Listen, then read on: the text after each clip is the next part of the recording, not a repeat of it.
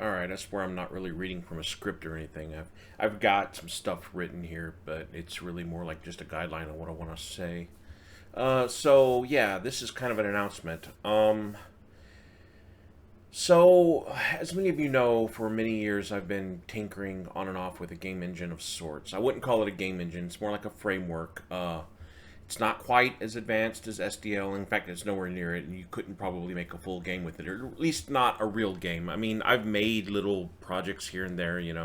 The Maze game I did on the Mac many years ago was based on a iteration of this much earlier than the one I've got now, and I've been trying to put together little BS games, Space Invader clones and Pong clones and stuff, just to, get my head wrapped around the way some of this stuff works. But I'm thinking much bigger than this, and I don't just want to make a framework that you use to build simple games. I want to make well, to put it bluntly, it's going to be like an emulator. I want to build a virtual machine that is used to make games that mimic the style of games you would see on computers from the late 90s. So imagine, if you will, the Amiga had not been castrated so badly by Commodore and had continued to go on and evolve. Think a system with a 68060 processor running around 200 megahertz, a lot more RAM, a more advanced sound system. Um, maybe something, like a next generation Neo Geo, or maybe something in the Sega Saturn territory. But I don't want to emulate any existing system. I want to create a system that could have been, but never was. And the reason I want to do this is because there was a certain charm games had back then that they've kind of lost since they've gone into that leap into 3D and really large file systems, loading off of DVD or hard drives. When you can stream your music off of an MP3, it kind of loses that whole dynamic thing you've got when your music's being generated on the fly. Now, some modern games do this, but it's not the norm. I think we had a better artistic representation in games when there were constraints, there were limits to what the machine could do. I'm talking limits in sprites, I'm talking limits in colors, I'm talking limits in resolution. Now, you'll see a lot of very popular games being made today using modern engines like Unreal or Unity or Godot. And, these are great games. Dave the Diver has been getting a lot of praise, and it's got a very retro look, but it's not really retro. I mean, it's modern software, and even though it looks the part, it really isn't the part. And this is not a dig on any of the most recent, retro style games. Sea of Stars, Dave the Diver, Noita that came out a few years ago. These are all great games, but they're not really retro games. They're just retro style games. What I'm envisioning is a modern emulator of a vintage system that never existed, a virtual machine that developers can make games for that doesn't actually exist. There's no actual old hardware to run this on. Right now, we're seeing a very large resurgence of games being developed for the Amiga, the Commodore, the Atari ST. These were good machines back in the day, and people still love them. But you're seeing a large amount of games being developed for a system that very few people actually have. So a lot of these games are being developed to be run on emulators, which means that any of the limitations that these machines had at the time are also going to be emulated with these emulators. What if we had a kind of in between, a stopgap, a virtual machine for games that had that feel, maybe something that could have existed right around the year 2000? Not quite Dreamcast, not quite GameCube, but also not quite Saturn, and not as far back as the Amiga. So my idea is to start working on a virtual machine where games developed for it will be written in assembler. That is to say, if you want to make a game for this machine, you would do it in the way that developers did with games back then. You would use assembly, very low level programming. You would have to work around the limitations of the machine, which means you would be constrained to the ROM sizes, because I do intend to use ROM files, not like CD-ROMs. but actual like a virtual cartridge, if you will. Game saves will either be accomplished through the virtual machine save states, or maybe save files like a cartridge would save. Think like Legend of Zelda and all those, where they save the games on the cartridge with a battery backed backup. But of course, since we won't actually be running on real hardware, there is no real hardware to run this on. The games could be developed simulating those limitations. Now, what I have in mind is a system where the development environment and the source code to the engine itself are kind of both the same thing. So you would develop the game using assembler like you would have back then, but you compile the entire thing in a modern C or C++ development environment where when you're done, you end up with a single executable file on your target platform: Windows, Mac, Linux, Raspberry Pi, whatever, maybe even consoles in the long term. And that one program compiled on all the different systems was really written for the one virtual machine, but the host encapsulation, the sandbox, the emulator, is simply compiled around it. This would, in effect, give you all of the limitations of an older machine, but the flexibility so that a developer who didn't like certain limitations, like sprite limitations, could remove them because they would have access to the full source code.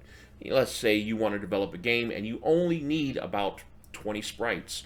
Well, you can hard limit that in your version of the compiled in software. But another developer who's making a very large fighting game that needs lots of sprites could up that limit. You could do the same thing with tile layers. You could do the same thing with whether you want to use vector graphics or a bitmapped background, foregrounds, parallax. All that stuff could be turned on and off in the engine, emulator, virtual machine, whatever, and you wouldn't have to build into your program anything you didn't need. You don't need the virtual SID-like sound. Don't build it into the system. You want to do everything with modern day, sound sample music, playing back large samples. Well, add that in, or maybe even activate it.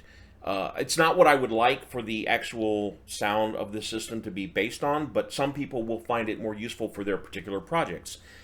My goal isn't to make a restrictive system for the sake of restriction, but really for the sake of art. And everyone's interpretation of what is, aesthetically pleasing or desirable in their retro endeavors is going to be different. So I'm not saying that I want to make a system that is intentionally so restrictive that it limits the developer, but I want to make a system that is, designed around the ideas of limitations we had back then, whether they need to be limitations today or not. Now, full disclosure, I have no idea what I'm doing. I have never done anything this complex before, and I'm going to take it little steps at a time. So I'm not asking for any help. I'm not asking for any money. I'm not even asking for your attention. But if you stumble upon this video and you like this idea, I definitely want to engage with the community that shares the same vision. A lot of people are going to hear this and think this is stupid. We have Godot, we have Unreal, we got Game Maker. I mean, there's so many different game development environments now. There's so many engines. Another one isn't really what anybody really needs. But I think there is a small community that could be well served by something like this. If somebody wanted to develop a retro game for, like, let's just say the Commodore 64, you have one of two options. You can either sell it on a floppy disk. Well, I guess you could sell on a cassette tape, but yeah, no. No. Or you could sell it on a cartridge. And we've seen plenty of projects that were supposed to ship on cartridges either massively delayed or never actually shipped or still waiting to ship. And so in the end, people end up having to emulate them anyway. What if we built a system that people could develop those style of games for, with the intention of knowing that the end users would all be emulating it anyway? There are some possible benefits to doing it this way, because if the entire build system takes that into account, that this is an emulated environment, then a retro game developer who made a game that would theoretically be playable on an Amiga would be able to build it for a modern system that they could then distribute through modern means, such as Steam or GOG or any of them other distribution systems. I mean, the idea of this system isn't to limit people, it's to provide another avenue for development of things that, there is a growing community of. I think there's currently a NES development. I think it's, I don't know, it's some kind of NES development system that's assembly based. Uh, but let's face it, if you make a really beautiful game for the NES, your audience is really small. If you could sell that game on Steam, or maybe, distribute it through your Patreon or your own personal website, and not require somebody have emulator or an emulator system or a FPGA system like Mister or the Analog Pocket. If you're relying on that community to play your game, you're artificially limiting the audience you could potentially have. That doesn't mean that there isn't an audience for your game. There just may not be a way for the potential audience to reach it, or it to reach your potential audience. What I'm envisioning is something that gives that creativity to the mainstream player. Now, like I said, I understand that this is far-fetched, it's ambitious, it's ridiculous in some ways, but I have something going for me that a lot of people don't. One, I have a lot of time. I have been programming off and on most of my life since I was like a little kid. Now, I've never worked on really big, grand projects, just little tinkering here and there, maybe a little tool to do something I need right now. So I can't claim to have the experience to do this, but I do have the passion for it, and I've got nothing else to do with my time. So that is a formula for at least getting something done. Where it goes from there, I can't make any promises. Therefore, even though I'm announcing this on my Patreon, I'm not asking for any money, at least not yet. I may eventually set up some kind of tier system for people to contribute, but I don't want to do that because I'm afraid if I do that too early and then 6 months from now I've produced nothing of value, then somebody's going to be like, hey, I've given you so much money, why haven't you done anything? That's not how I want this to play out. I want this to be an experiment that could potentially become something great, or just a learning experience for myself and anyone else who wants to be involved. I am going to open source the entire thing. This is not my project per se. This is something I want to give back to the gaming community. Long-term goals would be to see this ported to almost every system that people actively use. Maybe even make it so that it's cross-compatible with older systems that could in some way benefit from it. Like, for instance, if we could make a cross-compiler that lets you develop an Amiga game that also was buildable with this system so that you could release it both on the Amiga and on modern machines. And of course, that would include other vintage machines like Macs and like old Macs, not modern Macs, but Atari systems, or other systems that were spread out throughout the world that regionally were popular but not popular globally. The idea with this system is that it would be versatile enough that it could be adapted to various different types of architectures. But my main goal is to kind of mimic, as I said, something that resembles the Amiga in its later years. Kind of centering around something in the range of like a 200 megahertz 68060, maybe like 38646. The architecture will be artificial, so all the specifics of all that will be figured out in time. If you have experience with assembler on any of those old systems, my goal is, and my hope is, that that would be useful in developing games for this. In fact, maybe even make it possible so that some of them older tools that were used back then could be adapted or utilized to help develop software for this. As far as other features go, like the graphics and sound, nothing's in stone yet, but I'm kind of aiming towards not quite true color, not 24, 32-bit color, but not quite 8 or 16-bit either. Maybe somewhere in an area or a range where the developer of the game could decide where they want that to be, but still be reasonably what you would expect to see in like the 90s. I'm thinking better than the Amiga, better than the Neo Geo, but not quite PlayStation 1. It's kind of somewhere, maybe Jaguar, Sega Saturn, somewhere in that area. But like I said, I don't want anything set in stone. I like the idea of this being flexible enough that a developer who says, this is pretty good, but, and then have that but able to be exposed because the developer wanted to add true color or more sprites or even some pseudo 3D. Now, I'm not looking to make this a PlayStation 1, PlayStation 2, GameCube, Dreamcast era machine, so 3D is really not a focus, at least not yet, though I would like if the system was versatile enough that people could do things it was never intended to do. Like, it would just completely delight me if I spent all this time putting in limitations only to have somebody come along and say, well, you know what, screw your limitations, we're going to make Doom for it, and then port Doom to it. That would be great. That would be wonderful. I don't expect that, but I would be delighted if that's where we are able to eventually one day find ourselves.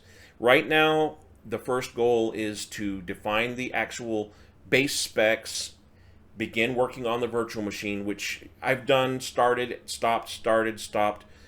It's been a long time progress or process of not making progress. And now that I have time and I have more resources, I want to buckle down and make this my one true focus. I don't want to hop around between this and a bunch of other projects.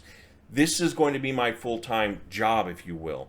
Now, I have a full-time job, but the beauty of my current job is that because of its very nature, I have a lot of time to concentrate on other things. Now, it isn't like I can sit down and just work on this full-time, but there are a lot of hours in the day and I have nothing else to do. So even when I'm not focused on something else or even this, I still have a lot of time to think about it. I can still, access my resources, my reference manuals.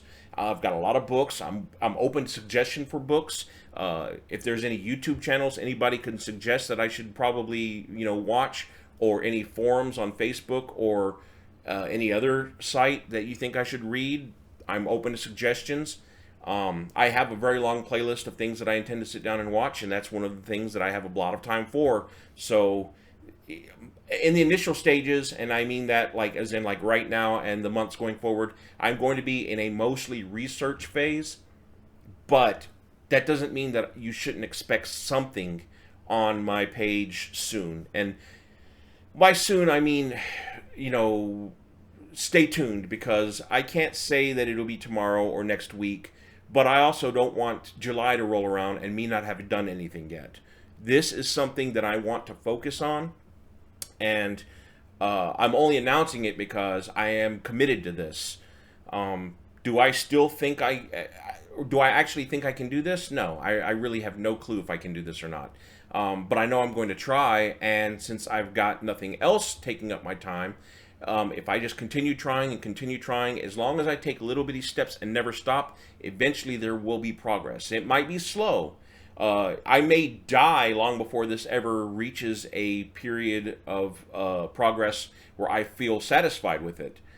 But if I can get it going, if I can get it rolling and moving, it doesn't matter whether or not I can keep it going, because if what I have envisioned takes off, the community can do whatever they want with it. I would like to use a license that is non-restrictive. Not saying public domain per se, but maybe something like Creative Commons, or not necessarily the GPL, but something very, very open. Something that pretty much anybody can pick it up and say, hey, I have a use for this.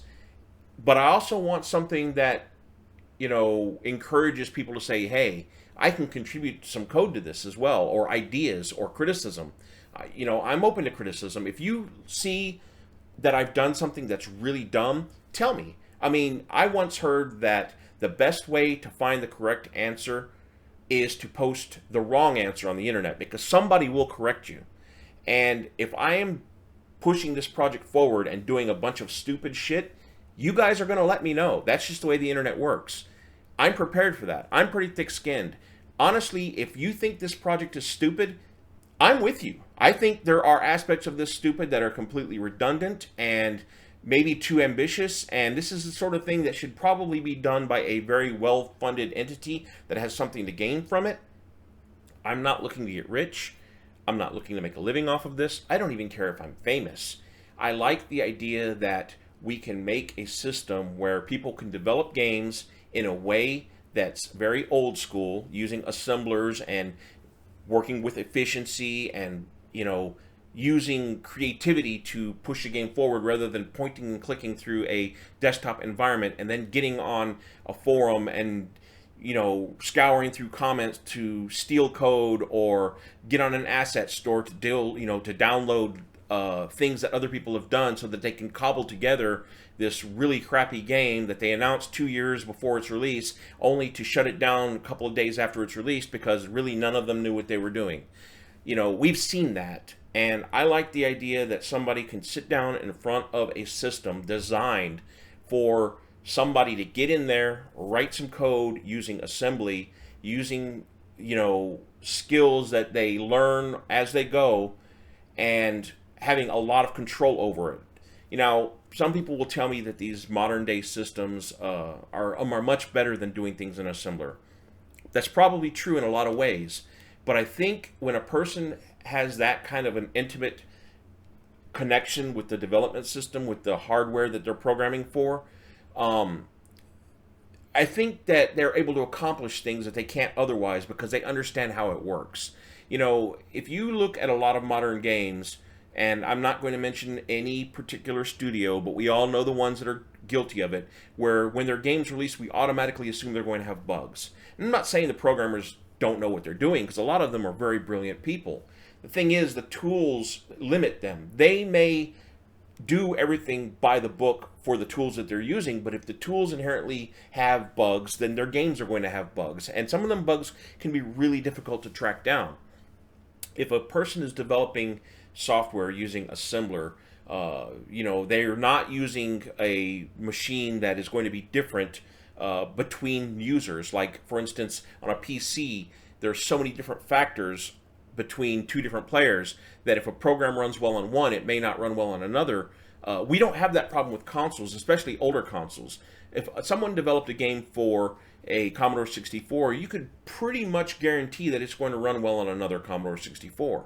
And if your emulator is set up properly and your game is running in a system powerful enough to run that emulator, you can be pretty sure that the game you're running on this PC is going to run exactly the same on this PC, because let's face it, nobody has ever said in many years now that, man, I tried to play Donkey Kong Country on my laptop, my crappy little Best Buy $200 dealie, and it just wouldn't run. No, you don't have that problem, because Donkey Kong Country runs on a system that is so old now that any little crappy laptop can run it. And that these emulators are going to run these software, the ROMs that they're designed to run, because the specs that were running that software originally are so far below the specs of the machines that are emulating them today that anybody can run any of those classic games on a potato. And my idea is to give game developers, especially up and coming enthusiasts who don't quite have a large budget or experience, to build things the way that people did back in the day. I was going to say but I never really made full games. I just tinkered around a lot, and that was mostly because back in the day I didn't have the time to do it. But nowadays that I have the time, I want to make it easier for other people who either have more time than I did, but not as much time as I currently do, to do the things that they want to do, things that I wasn't able to do back when I wanted to do them. There are probably a lot of things about this that, I will try to do and realize halfway through that it's a really bad idea. Nothing I'm doing in this is going to be set in stone. So if anybody suggests, hey, you probably should have done things this way, since it's not an actual piece of hardware, since I'm not producing an actual physical product, it can evolve, it can change. And my goal, my hope is that if enough people get interested in this project, that not only will it change, but it will evolve in ways even I can't predict right now. And I think the first step is to get something off the ground. And that is what I'm going to be focusing on over the next couple of weeks, doing some research, setting the stage for the base requirements of the system. I don't want this to be something that requires a power-hungry PC to run. I would like for it to be, executable on a Raspberry Pi, on even an old Macintosh, any crappy little Walmart laptop that somebody has. If you've got an old potato machine sitting in the corner of your room, I would love for you to be able to fire it up and play a game designed for this system on that. Or, if you're into that kind of thing, sit down and start developing games for this system on that. There's a lot of potential there. I'm noticing a trend in a lot of the forums I hang out in where there are people in parts of the world that are picking up game development, and they may not have access to the most recent, newest hardware. So something like this could open up doors for budding game developers that don't exist with modern systems. Or I say modern systems, but I mean modern development systems like Unreal and Unity, and even to some degree some of the underdogs. Like, I really like Godot, I really do. But to me, having grown up programming things in C, or when I was a little kid I was using BASIC, there's a lot about Godot that's just really cryptic to me. It's not the way I think of when I think of developing software. That doesn't mean that I can't fumble my way around it, but I'm trying to offer an alternative, something where somebody can sit down with an assembler, type in some lines of code, punch in some numbers, and get a sprite on the screen. Type in a few more commands and make that sprite move around. Type in a few more commands, read a few more virtual registers, and get input from the joystick and move that sprite. These are things that I think are basic concepts that a lot of people struggle with on modern development systems because there's so much abstraction between them and the hardware. And my goal is to close that. If DirectX was a abstraction layer between the drivers and the software that we're running on the system, I want to think of this as like an abstraction layer between the developer and the programming language that they're using. It's kind of an API, but kind of an emulator, but also at the same time a whole environment, a whole platform. And it'll be interesting to see where this goes. I know a lot of people probably have not made it this far into the video, and I don't blame you, because it's probably not interesting to almost everyone on the planet. I mean, there's like 8 billion people on the planet, and if even like 0.5% are interested in this, I'd be surprised. But if you're still listening, if you're still interested, that means you're the target audience, and I really hope you're going to follow this. I really want to hear from you. If you want to develop games using this system, or even be right there on the forefront to try the stuff that comes out when this is done, hey, follow me. I'm on Twitter, I'm on Facebook, I'm on Instagram, I'm everywhere. You can find me, JaceFuse. I'm so easy to find. And this isn't going away. This isn't going to be me giving up in 6 months because 3D printing was more important, or playing games on my Mister was more important. I mean, I'm still going to do those things, but this is my focus now, and I'm hoping that within some short period of time from now, I'll have something to show for it. So stay tuned. Hope to see you in the future with something that's not complete crap. Which, I mean, it's going to be complete crap at first, but not complete crap. Like incomplete crap. Well, it's going to be incomplete, but it's going to be hopefully not as much crap as it is just going to be incomplete. So we'll see. Thanks for watching, and I will be here with my next update whenever that is. Hopefully sooner than later.